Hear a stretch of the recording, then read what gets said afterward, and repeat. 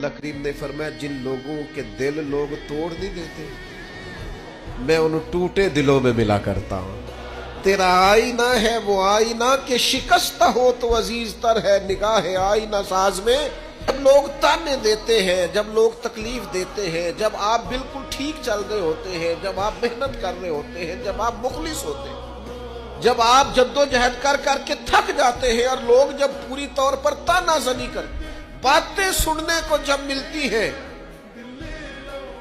मैं ध्यानदारी से कहता हूं, जब लोग पूरी तरह दिल तोड़ दें, फिर कोई सजदे का मजा है,